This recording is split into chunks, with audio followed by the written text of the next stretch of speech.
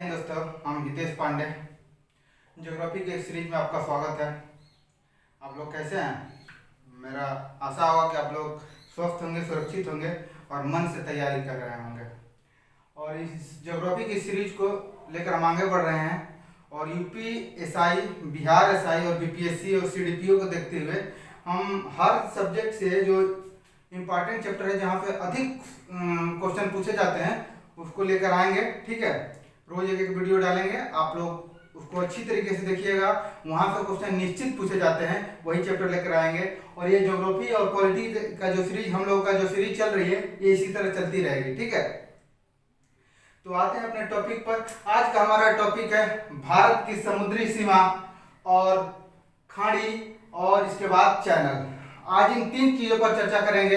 भारत की समुद्री सीमा क्या है, और इसके बाद खाड़ियों की बात करेंगे, और इसके बाद चैनल की बात करेंगे। तो आते हैं, सबसे पहले भारत की समुद्री सीमा देख लेते हैं। तो क्या हुआ कि जिस तरह से हर देश को अपने भूभाग पर अधिकार है, उसी तरह समुद्र में भी हर देशों को अधिकार दिया गया है कि आप समुद्र में इतने क्षेत्र में ये काम कर सकते हैं। ठीक है, उसी प्रकार भारत को भी समुद्र में भी एक अधिकार दिया गया है। वो कौन सा अधिकार दिया गया है, उसमें भारत का क्या क्या प्रावधान है, भारत में क्या क्या कर सकता है, उस सब की चर्चा करेंगे बारी बारी से। ठीक है, तो क्या हुआ कि समुद्र में अधिकार देने के लिए एक सम्मेलन बुलाया संयुक्त राष्ट्र संघ ने, जिसका नाम रखा गया अनक्लोज। ठीक है, अनक्लोज।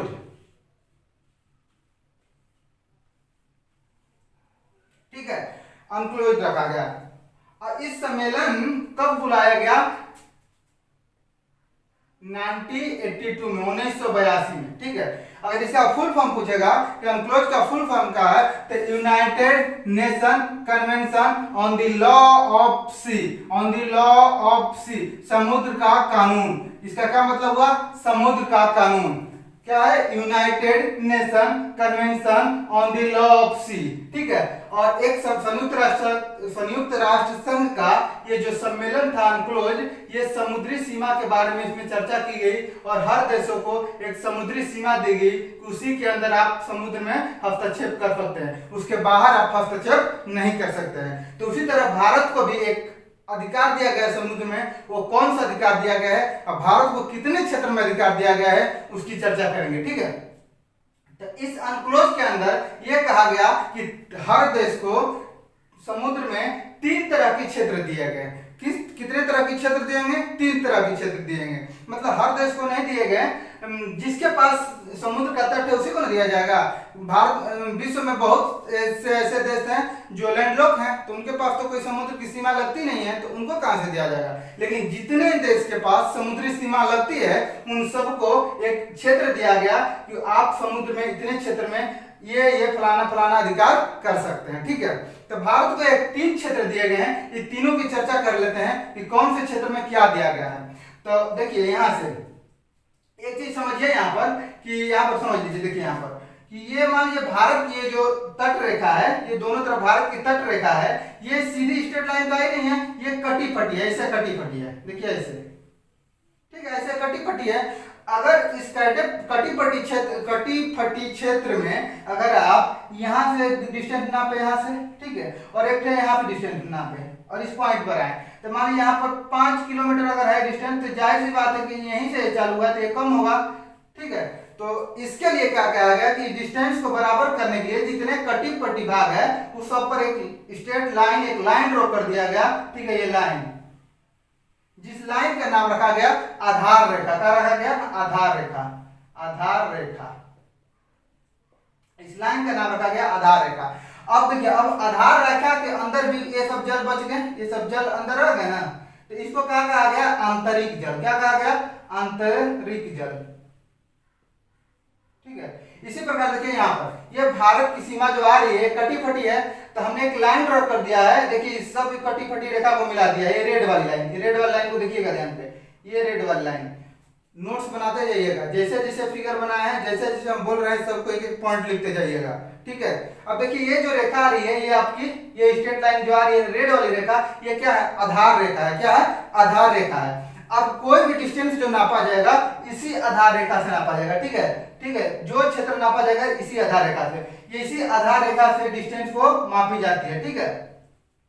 अब इस आधार रेखा के अंदर जो ये सब भाग भूभाग बच गए हैं, इसमें भी तो जल भरा है, पानी भरा है, तो इसको क्या बोला गया, आंतरिक जल, इस सबको क्या बोला गया, आंतरिक जल। अब देखिए, अब क्या कहा गया, फर्स्ट नियम में कहा गया कि आधार रेखा से 12 समुद्री मील तक 12 नॉटिकल मील की डिस्टेंस, देखिए आधार रेखा से ये जो लाइन है ये कितने डिस्टेंस पर है, कितने दूरी पर है, 12 नॉटिकल मील, ठीक है। और एक नॉटिकल मील की देख लीजिए, एक नॉटिकल मील, एक समुद्री मील की जो दूरी होती है वो 1.8 मील होती है, कितना होती है, 1.8 मील। इसको इंपॉर्टेंट है, लिख लीजिए कि एक समुद्री मील जो एक नॉटिकल मील होगी वो कितने मील के बराबर होती है, 1.8 मील के बराबर होती है, ठीक है। तो 12 समुद्री मील तक कहा गया, देखिए आधार रेखा से 12 समुद्री मील को क्या कहा गया, प्रादेशिक समुद्री सीमा, इसको क्या कहा गया, प्रादेशिक समुद्री सीमा, ठीक है। मतलब आधार रेखा से 12 समुद्री मील तक के डिस्टेंस को क्या कहा गया, प्रादेशिक समुद्री सीमा, ठीक है। और इसमें भारत को अधिकार क्या दिया गया कि इसमें इतना अधिकार दिया गया कि जितना भारत सरकार की भूभाग पर अधिकार है उतना ही अधिकार इस क्षेत्र में भी है। मतलब जो जो कार्य भारत अपने ये स्थल क्षेत्र में कर सकता है उतना कार्य भारत अपने आधार रेखा से 12 नॉटिकल मील के डिस्टेंस पर भी कर सकता है, ठीक है। ये पहला कंडीशन था, पहला इसका नियम है अनक्लोज की। दूसरी इसकी नियम था कि आधार रेखा से 24 समुद्री मील की डिस्टेंस को कहा गया अविच्छिन्न मंडल, क्या कहा गया, अविच्छिन्न मंडल या संलग्न क्षेत्र। इसको क्या कहा गया, यहाँ पर सब लिखा हुआ है, यहाँ पर देखिए प्रादेशिक समुद्री सीमा है, दूसरा का है अविच्छिन्न मंडल संलग्न क्षेत्र, और तीसरा है अनन्य आर्थिक क्षेत्र, सब लिखा गया है। लेकिन हम यहाँ पर मैप पर समझा दे रहे हैं। अगर मैप पर एक बार समझ गए आप तो फिर दिमाग में अगर घुस गया तो आपको भूलेगा नहीं फिर, ठीक है। ये तो अगर रटेंगे लाइन से फिर भूल जाएगा, लेकिन अगर एक बार मैप पर आप समझ गए तो फिर ये भूलेगा नहीं, ठीक है।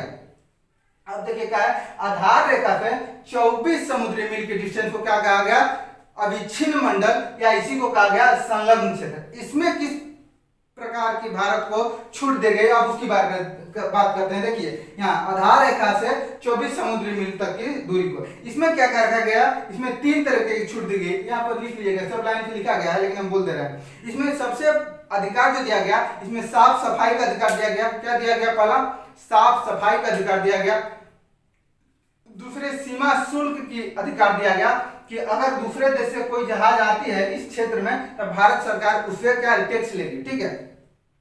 अगर दूसरे देश से कोई जहाज माल लेकर आती है इसमें तो भारत सरकार टैक्स लेगी। मतलब क्या, 24 समुद्री मील के बीच की डिस्टेंस में अगर कोई दूसरे देश की जहाज आ गई तो भारत सरकार को उसको टैक्स देना होगा, इतना समझ गए। अब तीसरा कहा गया वित्तीय अधिकार, इसमें जितने पैसे वैसे के अधिकार थे ना ये सब भारत सरकार के पास रहेगा, ठीक है। और तीसरा जो अधिकार दिया गया इसको, तीसरा क्षेत्र को जो आधार रेखा से 200 समुद्री मील के डिस्टेंस को कहा गया, इसको बोला गया अनन्य आर्थिक क्षेत्र। क्या बोला गया, अनन्य आर्थिक क्षेत्र। 3 तरीके के क्षेत्र दिए गए हैं, हर देश को 3 तरीके के क्षेत्र दिए गए हैं। कहां पे, आधार रेखा से 12 नॉटिकल मील की दूरी को क्या कहेंगे, प्रादेशिक समुद्री सीमा। आधार रेखा से 24 समुद्री मील की दूरी को क्या बोलेंगे, अविच्छिन्न मंडल या संलग्न क्षेत्र। और आधार रेखा से 200 नॉटिकल मील की दूरी को क्या बोलेंगे, अनन्य आर्थिक क्षेत्र। इसमें कौन कौन से प्रावधान किए गए, इसमें पहला प्रावधान किया गया संसाधनों का दोहन करने का अधिकार। मतलब क्या हुआ, संसाधनों का दोहन मतलब समुद्र जो है ना, समुद्र संसाधनों का भंडार है, ठीक है। समुद्र में हर तरह के संसाधन है, सोना हुआ, चांदी हुआ, लोहा हुआ, कोयला हुआ, समुद्र में हर चीज, पेट्रोलियम हुआ, समुद्र में हर चीज भरा है। लेकिन अभी बड़े स्तर पर समुद्र से दोहन नहीं किया जा रहा है, क्योंकि अगर समुद्र से दोहन करेंगे हम तो विनाश निश्चित होगा। अगर समुद्र में बहुत ज्यादा हस्तक्षेप हम लोग करने लगे तो विनाश निश्चित है। समुद्र एक प्राकृतिक चीज है, इसको उसी तरह छोड़ देना चाहिए, इसमें बहुत ज्यादा हस्तक्षेप नहीं करना चाहिए। बहुत ज्यादा हस्तक्षेप की, अभी कोरोना है ना, कई कोरोना आएगा ऐसा, ठीक है, कई ऐसी महामारी आएगी।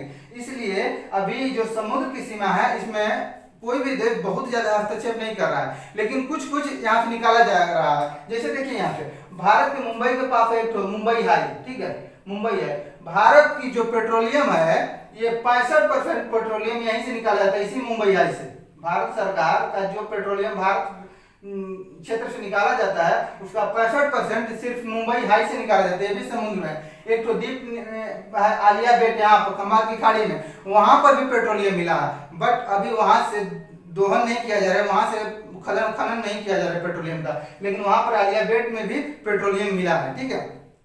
तो मुंबई हाई से जो निकाला जाता है पेट्रोलियम, वो इंडिया के पेट्रोलियम का 65% अकेले मुंबई हाई से निकाला जाता है। तो समुद्र में हर तरीके के संसाधन है, बशर्ते उसका अभी दोहन नहीं किया जा रहा है, ठीक है, इतना समझ गए। अब देखिए ये अनन्यायिक क्षेत्र, दूसरा इसमें क्या दिया गया अधिकार, इसमें नए द्वीपों का निर्माण की बात कही गई। नए द्वीपों का निर्माण क्यों करेंगे, अगर मान लीजिए हमारी आबादी बहुत ज्यादा हो गई, ठीक है, अभी तो मंगल पर हर देश जाने की कोशिश कर रहा है कि हम अपनी आबादी को मंगल पर बसाएंगे, हम अपने लोगों को मंगल पर बसाएंगे।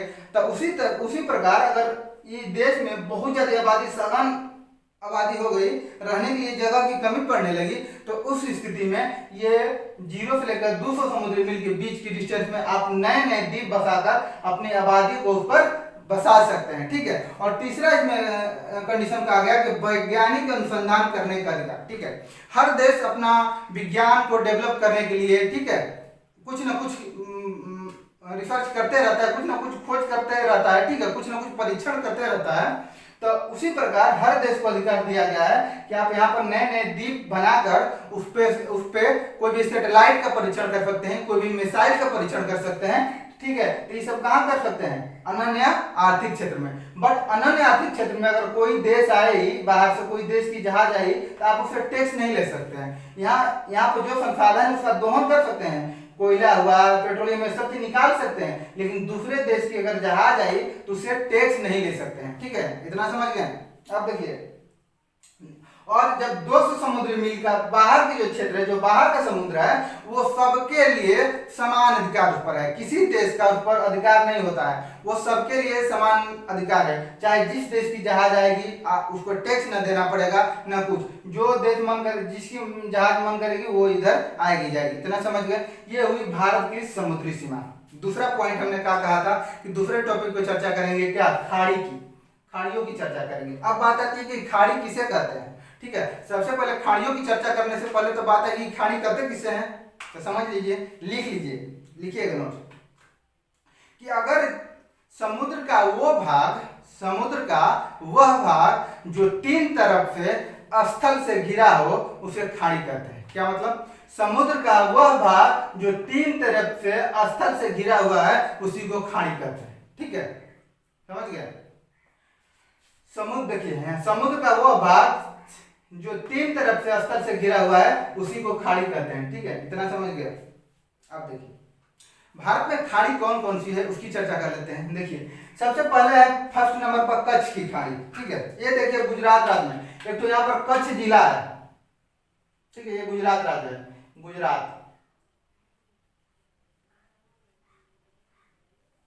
गुजरात में कच्छ जिला है, उसी के नाम पर ये खाड़ी के नाम रखा गया है कच्छ की खाड़ी, ठीक है। इधर के भाग जो दलदली है, सब ये जो एरिया है ये दलदली एरिया है, ठीक है। यहाँ पर कौन सी खाड़ी है, कच्छ की खाड़ी, ठीक है। उसके नीचे देखिए, एक तो यहाँ पर गुजरात के पास यहाँ पर एक तो जिला है, गुजरात का जिला जिसका नाम है खंभात, ठीक है, क्या नाम है, खंभात, उसी के नाम पर ये खाड़ी का नाम रखा गया है खंभात की खाड़ी, ठीक है। अब खंभात की खाड़ी में एक आलिया बेट द्वीप है जहां पर पेट्रोलियम मिला है, ठीक है, अभी खनन नहीं किया जा रहा है, लेकिन वहां पर पेट्रोलियम का भंडार मिला है, ठीक है। आलिया बेट द्वीप कहाँ है, पूछता है क्वेश्चन, आलिया बेट द्वीप कहाँ है, तो खंभात की खाड़ी में। अब खंभात की खाड़ी में 4 नदियां अपना मुहाना बनाती है, अपना जल गिराती हैं। खंभात की खाड़ी में 4 नदियां अपना जल गिराती हैं। सबसे पहले देखिए, अमरकंटक से निकलती है कौन सी नदी, नर्मदा नदी। और जब नदियों की चर्चा करेंगे तब विस्तृत चर्चा करेंगे, वहां से एक भी क्वेश्चन, नदियों से बहुत सारे क्वेश्चन बनता है। हम जब नदियों की चर्चा करेंगे तो इतना डेवलप करके पढ़ाएंगे, आपका कोई क्वेश्चन किसी भी एग्जाम में, चाहे आप बीपीएससी में बैठे, सीडीपीओ में बैठे, एनडीए में बैठे, सीडीएस में बैठे, कोई क्वेश्चन नहीं छूटेगा, ठीक है। अब देखिए यहाँ पर जो यहाँ पर सतपुड़ा श्रेणी है, सतपुड़ा श्रेणी 3 श्रेणी में बांटा गया है। राजपीपला है, फिर इसके बाद है आपका महादेव है, फिर मैकाल है। मैकाल की सबसे ऊंची चोटी कौन सी है? अमरकंटक। अमरकंटक से 2 नदियां निकलती है। कौन कौन नदियां निकलती है? एक तो है आपकी नर्मदा नदी निकलती है और दूसरी की सोन नदी, जो कि गंगा की सहायक नदी है। सोन नदी यहाँ से निकलकर गंगा में जाकर मिलती है, वो चर्चा करेंगे आगे, ठीक है। देखिए ये अमरकंटक से निकलकर आती है सोन नदी और खंभात की खाड़ी में अपना जल गिराती है। ये जो नदी बहती है ये भ्रंश घाटी में बहती है। भ्रंश घाटी की भी चर्चा करेंगे, ठीक है। जब जो समतल भूमि का भाग जमीन में दब जाता है, दोनों तरफ पहाड़ी टाइप का दिखने लगता है, तो उसी को भ्रंश कहते हैं। चर्चा करेंगे बहुत अच्छे से, सबकी चर्चा करेंगे, ठीक है। देखिए यहाँ पर ये जो है नर्मदा नदी है और उसके नीचे ताप्ती नदी। नर्मदा नदी किन 2 पहाड़ियों के बीच में बहती है? ताप्ती नदी किन 2 पहाड़ियों के बीच में बहती है? आप कमेंट में इसका आंसर देंगे कि नर्मदा नदी किन 2 भ्रंश घाटियों के बीच में बहती है, या नर्मदा नदी के दोनों तरफ कौन सी पहाड़ियां पाई जाती है, ठीक है। और ताप्ती नदी के किस भ्रंश घाटी में बहती है, ठीक है। ताप्ती नदी के बगल में कौन सी पहाड़ियां पाई जाती है? आप कमेंट में इसका आंसर देंगे, ठीक है। अब देखिए, और एक तो माही नदी का नाम आप लोग जरूर सुने होंगे, ठीक है। ये भी एमपी से निकलती है, ये दोनों एमपी से निकलती है, ये भी माही भी एमपी से निकलती है। और राजस्थान में ये कर्क रेखा को 2 बार काट देती है, ठीक है। इधर से जाती है फिर से वापस आ जाती है, ठीक है। माही नदी कर्क रेखा को 2 बार काटती है और ये जाकर ये भी खंभात के खाड़ी में अपना जल गिराती है। और चौथी नदी है साबरमती नदी, ये भी कहाँ अपनी जल गिराती है? ये भी खंभात की खाड़ी में अपनी जल गिराती है। 4 नदियां का हमने नाम याद करें। खंभात की खाड़ी में कौन कौन नदियां जल गिराती है? तो नर्मदा गिराती है, ताप्ती गिराती है, माही गिराती है और साबरमती गिराती है। ये खाड़ियों की बात हुई। अब देखिए ये 2 खाड़ियां हैं आपकी पाक की खाड़ी, इधर है आपकी पाक,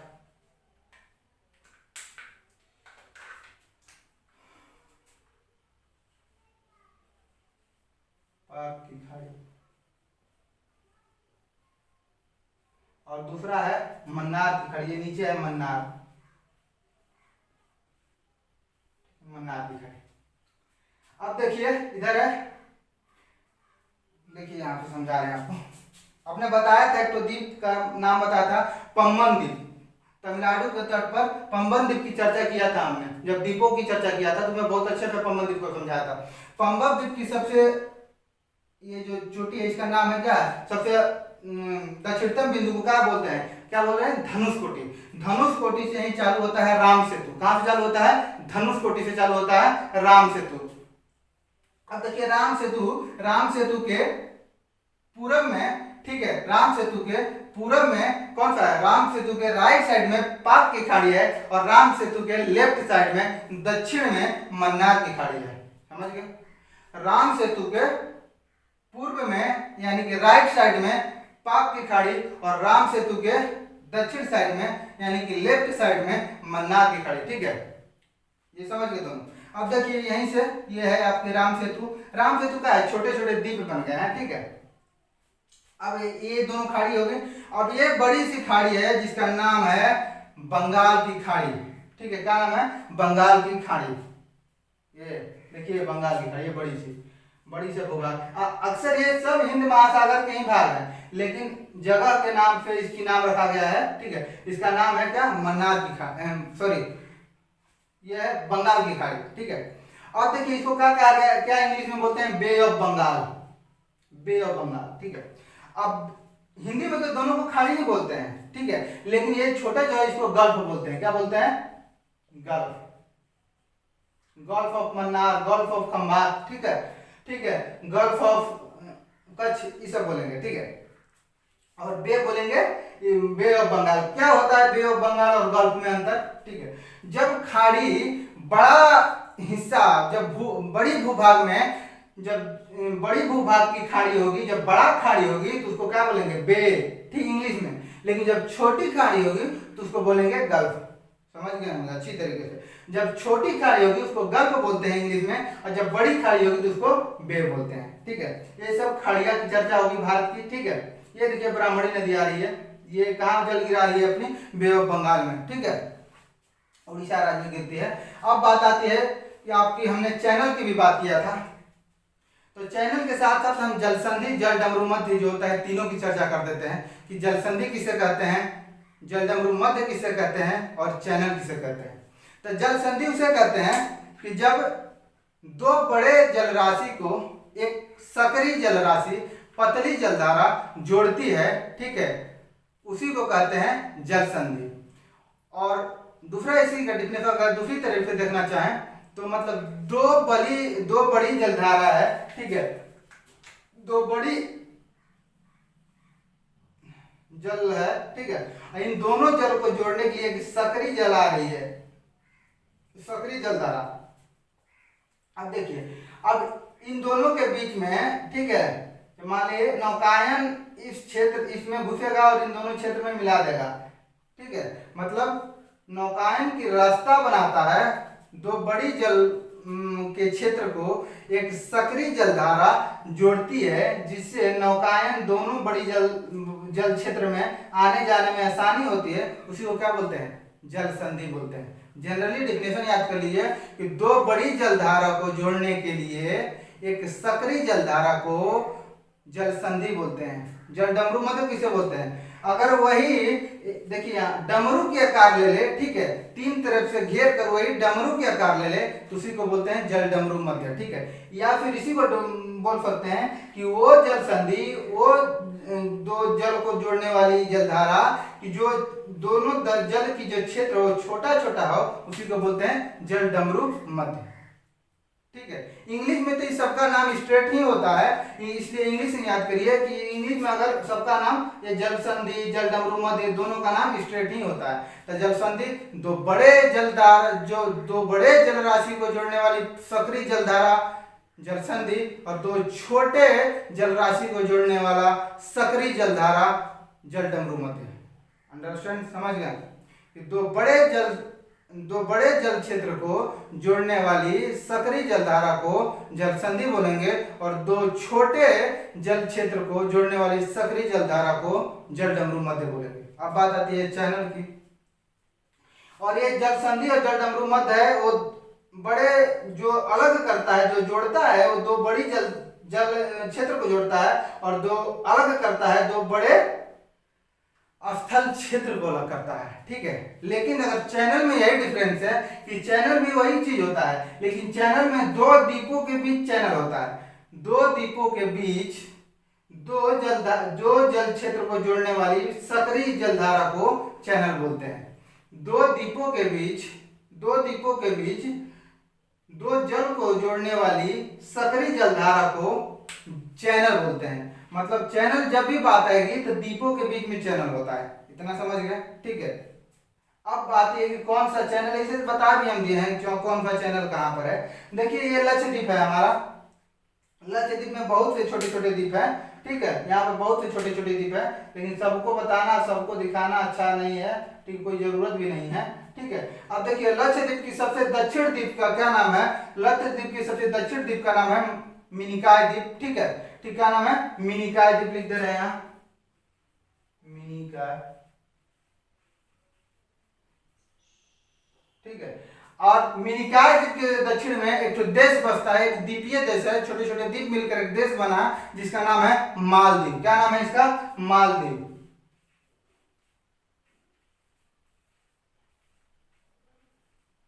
ठीक है। मालदीव की राजधानी माले है, ठीक है। अब देखिए मालदीव को मिनिकॉय द्वीप से 8 डिग्री चैनल अलग करती है, कितना, 8 डिग्री चैनल, और 8 डिग्री चैनल क्या है, जो अक्षांशीय रेखा है ना, 1 डिग्री 2 डिग्री 3 वही है, ठीक है।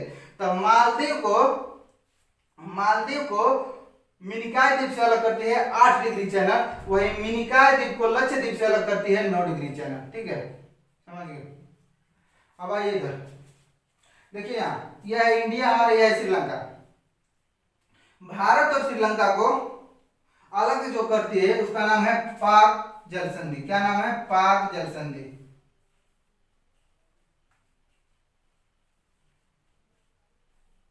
ठीक है। भारत और श्रीलंका के बीच में कौन सी जल संधि है, तो पाक जल संधि। किन दो खाड़ी को जोड़ता है, तो मन्नार की खाड़ी को और पाक की खाड़ी को जोड़ता है, ठीक है। आइए इधर देखिए, ये है आपका दोनों निकोबार है, निकोबार की ये 2 द्वीप है, ये अंडमान की 4 द्वीप है, ठीक है। निकोबार में ये कार निकोबार और ये ग्रेट निकोबार, इसी को बड़ा निकोबार भी कहते हैं। इसी पर भारत की सबसे दक्षिणतम पॉइंट इंदिरा पॉइंट बसी है, उसी को पिग्मेलियन पॉइंट भी कहते हैं। समझ गए इतना? ये कार निकोबार और ये ग्रेट निकोबार, ठीक है। अब देखिए, और ये दोनों निकोबार है और ये अंडमान ऊपर वाला। तो अंडमान को निकोबार से जो अलग करता है वो कौन सी चैनल है? वो 10 डिग्री चैनल है। क्या कौन सा है? 10 degree channel. 10 degree channel Andaman को निकोबार से अलग करता है 10 डिग्री चैनल, ठीक है। अब देखिए, हमने इसमें भी पढ़ाया था आपको, यह है आपका उत्तरी अंडमान, ठीक है, इसको मध्य अंडमान, फिर है ये आपकी दक्षिणी अंडमान और यह लिटिल अंडमान। ये चारों अंडमान की चर्चा कर चुके हैं हम। तो लिटिल अंडमान और दक्षिणी अंडमान के बीच में एक पास है जिसका नाम है दक्कन पास। क्या है? ये अलग करता है दोनों को। कौन सा पास? दक्कन पास, ठीक है। अब देखिए क्या है कि अंडमान ये है, ये देखिए, ये जो अंडमान निकोबार है ना, ये हिमालय का ही पार्ट है। ये हिमालय का पार्ट है, अंडमान निकोबार की हिमालय का पार्ट है। हिमालय क्या हुआ है कि ये नंगा पर्वत से नामचा पर्वत तक इसकी विस्तार है। अब नामचा पर्वत के बाद अरुणाचल प्रदेश में ये जैसे जैसे पूर्व में गया है सक्रिय होता गया, पतला होता गया, और यहाँ पर आकर अरुणाचल प्रदेश में और पतला होकर ये घूम गया है, ये मुड़ गया है, और ये भारत और म्यांमार के बीच में ये सीमा बनाते हुए बंगाल की खाड़ी में आता है और डूब जाता है, और कहीं कहीं जो टापू की तरह निकल जाता है, उसी से द्वीपों का निर्माण हुआ है जिसका नाम है अंडमान निकोबार द्वीप समूह। तो ये जो द्वीप है, यहाँ पर देखिए, ये द्वीप है, इसका नाम है कोको द्वीप। कोको द्वीप। अब कोको द्वीप पर अधिकार किसका है? क्वेश्चन पूछेगा तो कोको द्वीप पर म्यांमार का अधिकार है, ठीक है। कोको द्वीप पर किसका अधिकार है? म्यांमार का अधिकार है। अब कोको द्वीप और उत्तरी अंडमान के बीच में एक तो पास है जिसका नाम है क्या? Coco Chanel. एक तो चैनल है जिसका नाम है क्या? Coco Chanel. इसका क्या नाम है? Coco Chanel. ये हमारी होगी बात चैनलों की, ठीक है।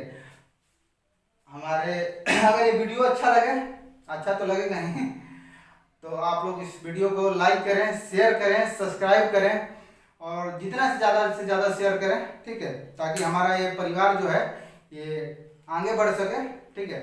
ठीक है, थैंक यू।